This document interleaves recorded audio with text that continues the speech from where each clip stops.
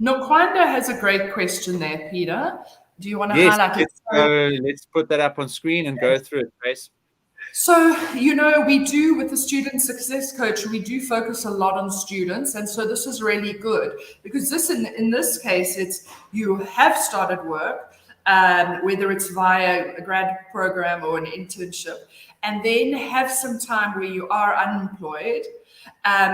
Study further, which is a great thing. If you're unemployed and you can study further to add to your skills, you're going to go in at a different level. So I think once you have been an intern and you have studied further, etc., I don't think you need an internship to get into a company. I think that you've now got skills and work experience, that an internship is that you should sort of aim towards an entry level role. So it can be a junior role, but not necessarily entry level as in straight out of varsity graduate.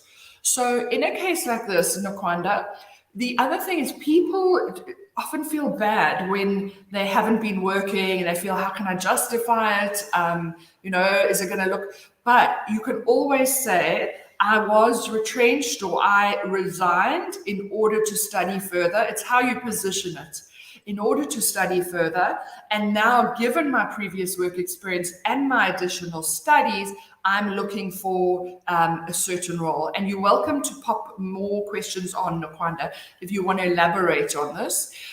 It's all about how you position it. You can say, oh, I was retrenched, then I was at home, couldn't find a job, so I did some more studying, didn't know what to do. Or you could say, I studied, had some great work experience on an internship, then went back to study, and I'm now looking to put my studies and my experience into action in a new role. You can position it very nicely for companies like that. And you know what? I think also finding a job is hard anyway. So I think there's some feedback there, but anyway, finding a job is difficult anyway, especially when you're unemployed. You're very vulnerable. So, Pete, there's some feedback. I'm not sure if you can hear it. Somebody's on the call. I'm hearing things clearly down in Cape Town, in the dark. So I think that it's not a bad thing to say, okay, well, I can't find a job. Maybe I will settle for an internship. So I don't think that it's necessarily the fact that you aren't finding something because you aren't eligible.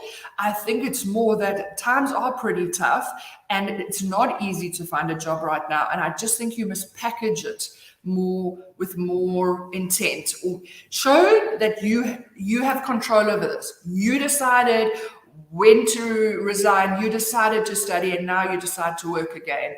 This is all within your kind of master plan. Companies are going to be taken by that. They're not going to see it as a negative.